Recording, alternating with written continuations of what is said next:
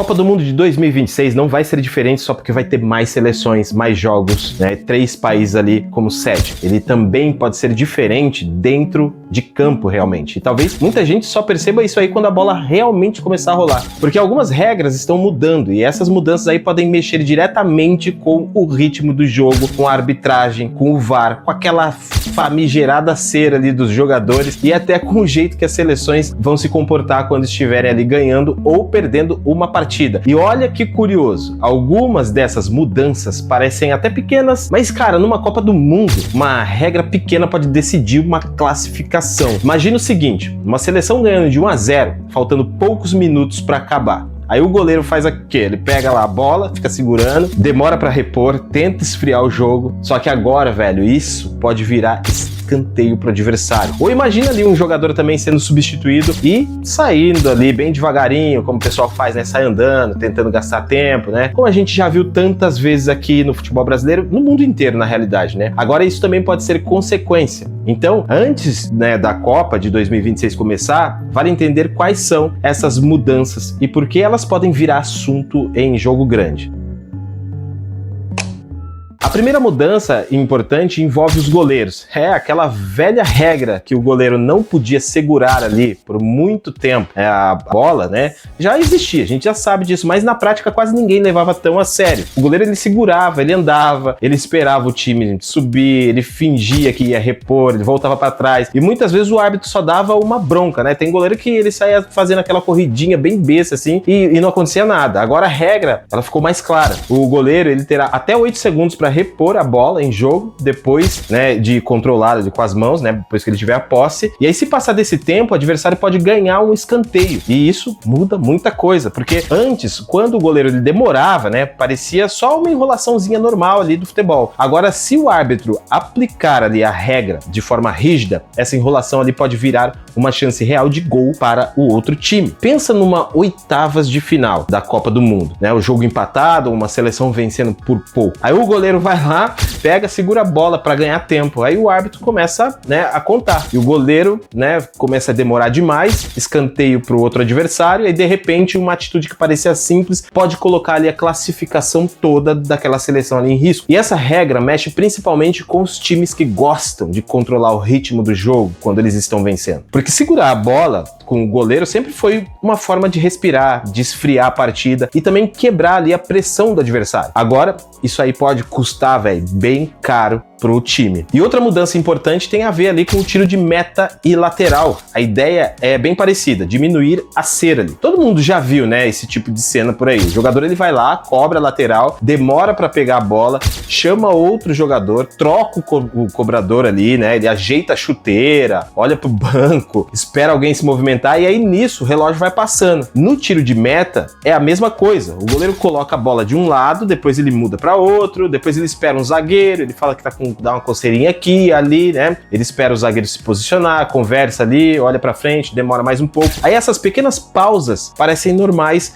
mas somadas ao longo de uma partida, elas tiram muito tempo de bola rolando, se for somar tudo, né, cara? Por isso que a arbitragem ali deve ter mais controle sobre essas reposições. Se o árbitro perceber ali que o time tá demorando demais, né, ele pode iniciar ali uma contagem visual. Se a cobrança não acontecer dentro do tempo, a equipe pode ser punida. E aqui está o ponto. A Copa de 2026 pode ter ali uma preocupação muito maior com o ritmo do jogo. A FIFA, ela quer evitar aquela sensação de partida picada, sabe? Travada, que o time que tá ganhando ali usa qualquer detalhe para fazer o jogo passar, sabe? E é aqui que entra uma dúvida que muita gente pode ter. Quem que decide essas regras? É a FIFA, que simplesmente acorda e do nada ali ela muda tudo? Na verdade, existe um órgão chamado IFAB. A IFAB é a sigla para International Football Association Board, que em português seria algo como Conselho Internacional de Associação de Futebol. É esse órgão que cuida das regras do futebol mundial. Ou seja, quando uma regra do jogo muda oficialmente, normalmente ela passa pela IFAB. A FIFA participa aí desse processo, mas a IFAB é quem tem o papel central nas leis do jogo. Então, quando a gente fala que o futebol ele tá mudando, não é simplesmente uma decisão aleatória para a Copa Copa do Mundo. Essas alterações elas fazem parte de discussões maiores sobre como deixar o jogo mais justo, mais fluido e com menos perda de tempo. E claro que isso não significa que todo mundo vai concordar, né? Porque o futebol também é emoção, catimba, estratégia, né? Pressão, malandragem. A gente aqui da América do Sul, a gente sabe muito bem disso. E muita gente pode achar que estão tentando controlar demais o jogo. Mas, gostando ou não, essas mudanças têm um objetivo claro: aumentar o tempo de bola rolando e diminuir atitudes que travam a partida. Outra regra que pode causar impacto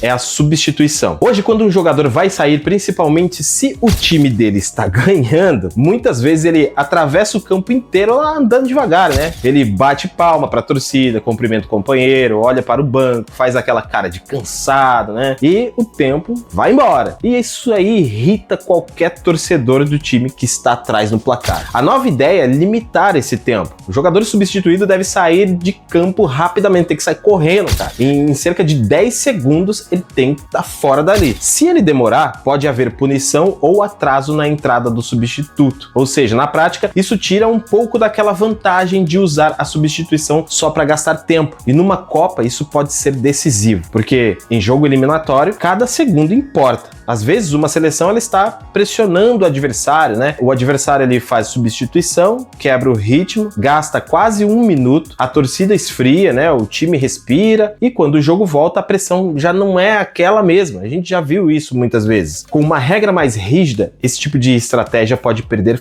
força totalmente, cara. Outra mudança que também busca evitar paralisações envolve o atendimento médico dentro de campo. Você sabia dessa? Sabe quando um jogador cai, recebe atendimento e o jogo para, né? O time todo aproveita ali para ir beber água lá na beira do gramado, conversar com o técnico, organizar ali a marcação e depois o jogador ele levanta e volta normalmente como se nada tivesse acontecido. Isso acontece bastante, muitas vezes é difícil saber se o jogador realmente precisava de atendimento ou se aquilo lá foi usado para quebrar o ritmo. Você fala, pô, o cara tava lá deitado, sofrendo pra caramba, o cara chegou com algum remédio milagroso que ele agora tá levantando, correndo. Agora em algumas situações, se um jogador receber atendimento dentro do campo, ele pode precisar ficar fora por um tempo antes de ele voltar. E a ideia é bem simples. Se o atendimento foi realmente necessário, beleza. Tudo bem, né? Mas se a intenção era só sacanear, só parar o jogo, né? A equipe pode acabar ficando temporariamente com um jogador a menos e isso muda a lógica de tudo, né? Porque antes parar o jogo podia ser vantajoso. Agora pode virar um risco. Claro que existem exceções como tudo, principalmente em casos mais sérios como possivelmente lesões na cabeça, né? Ninguém quer que uma regra coloque a saúde do jogador em segundo plano, mas a intenção é evitar que qualquer queda vire uma pausa tática, né? E por falar em pausa tática, existe também uma preocupação com o goleiro, né? Às vezes o goleiro ele cai ali, né? Ele chama o atendimento, já viu isso? E aí todos os jogadores também aproveitam para ir na lateral do gramado para receber as instruções do técnico. O pessoal vai lá, bebe água e fica trocando ideia com o técnico ali. Na prática, aquilo vira quase um tempo técnico meio que disfarçado, né? E as novas orientações tentam impedir esse tipo de situação. Se o goleiro precisar de atendimento, isso não deve automaticamente ali virar uma reunião do time inteiro com o treinador. Mais uma vez, a ideia é manter o jogo andando, né? E evitar que esse pessoal faça esse tipo de cera, né? Agora vamos falar de uma mudança que sempre gera debate. O VAR, pois é. O VAR já mudou completamente o futebol, né? Como era alguns anos atrás. Para alguns ele trouxe justiça, para outros ele tirou espontaneidade, emoção e deixou o jogo mais frio, mas para Copa de 2026, o VAR pode ganhar ainda mais importância. Uma das mudanças mais relevantes é que ele poderá ajudar em situações de segundo cartão amarelo, que resultam em expulsão. Quando houver um erro claro ali, um erro bem bizarro, claro, aí ele vai poder intervir nesses casos. Isso é muito importante porque antes o VAR tinha limitações maiores nesse tipo de lance. Um segundo amarelo errado pode destruir ali uma partida. Imagina uma seleção perder um jogador ali aos 30 minutos do primeiro tempo por uma decisão bem equivocada do árbitro. Em Copa do Mundo, isso pode significar eliminação, cara, e com essa mudança, a arbitragem pode corrigir um erro, claro, antes que ele cause ali um prejuízo enorme para outra seleção, no caso que perderia o jogador. Mas é importante entender uma coisa, isso não quer dizer que todo cartão amarelo será revisado. lado, a ideia não é parar o jogo a cada falta. O foco é quando o segundo amarelo vira cartão vermelho e muda diretamente a partida, aí sim vai rolar essa parada aí. Outra possível ampliação do VAR envolve lances de escanteio claramente errados. Parece detalhe, mas não é não, viu? Quantos gols, cara, já saíram ali de escanteio? Muitos. Agora imagina uma bola que bate no atacante, o árbitro marca escanteio errado, né? E dali sai o gol da classificação do cara. Putz, isso aí vai virar uma polêmica mundial, né? Por isso existe a discussão de permitir correção rápida em alguns casos claros, sem transformar o jogo numa sequência interminável ali de revisões, né? Ficar toda hora parando o jogo pra revisar lance, putz, vai ser muito chato. E esse aí é o grande desafio do VAR, corrigir erros sem matar o ritmo da partida, porque ninguém quer ver uma Copa em que cada lance vira uma análise de 3 minutos, chata pra caramba. Mas também ninguém quer ver ali uma seleção sendo eliminada por um erro óbvio, né? Outra tecnologia que deve também ganhar força é o impedimento semiautomático. Esse é um sistema que usa câmeras e tecnologias para ajustar e identificar a posição dos jogadores em lances de impedimento. Ele não vai tirar de completamente a decisão humana, tá? Mas ajuda ali a acelerar o processo e trazer mais precisão. A ideia vai ser evitar aquelas esperas longas em que sai o gol, sabe? E todo mundo fica ali comemorando lá, tal, aí depois o jogo fica parado e o árbitro espera o VAR, aí aparecem as linhas na tela, aí ninguém sabe se pode comemorar ou não, e aí o cara grita gol depois, fica até meio sem graça o lance, saca? Com o impedimento semiautomático, a decisão tende a ser mais rápida, mas mesmo assim ainda deve existir discussão, provavelmente, né? Porque existem lances objetivos em que o jogador ali está claramente à frente, mas também existem lances interpretativos, sabe? Como participação na jogada, interferência no adversário e vantagem obtida, talvez. Ou seja, a tecnologia ela ajuda muito, mas ela não vai resolver todas as discussões no futebol. E talvez ela nunca resolva, né? Porque o futebol não é só linha, câmera e chip, né? O futebol também tem interpretação ali. Tem uma outra mudança importante envolvendo o comportamento dos jogadores com a arbitragem. Cara, nos últimos anos virou comum ver jogadores cercando o juiz depois de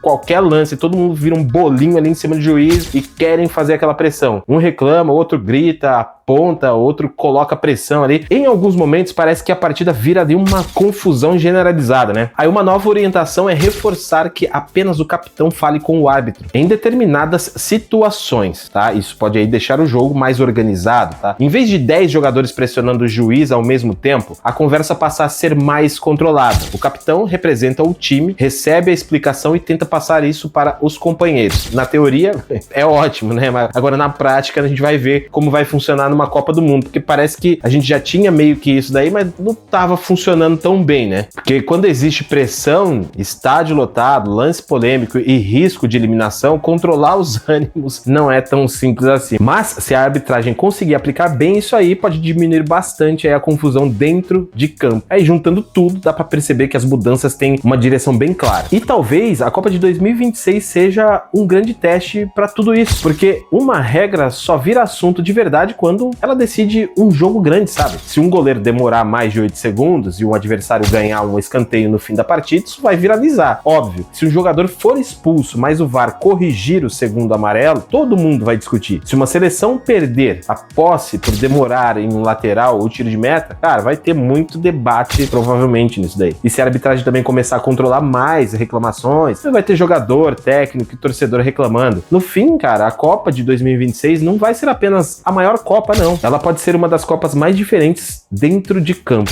A forma de jogar pode mudar, a forma de gastar tempo pode mudar, a relação com o árbitro pode mudar e até a maneira como a torcida entende certas decisões também pode mudar. Talvez algumas regras sejam bem aceitas, talvez outras causem polêmica, mas uma coisa é bem certa: quando a bola rolar, muita gente vai descobrir essas mudanças ao vivo no meio da emoção. Então comenta aqui, você acha que essas novas regras vão melhorar o futebol ou elas estão deixando o jogo controlado demais? E se você gosta de conteúdo sobre a Copa do Mundo e também sobre futebol, bastidores e mudanças ali também no futebol, já deixa aí o seu like, se inscreve aí no canal e também acompanha os próximos vídeos, porque a Copa de 2026 promete ser grande, não só no tamanho, mas também nas polêmicas. Eu espero você no próximo vídeo. Até lá!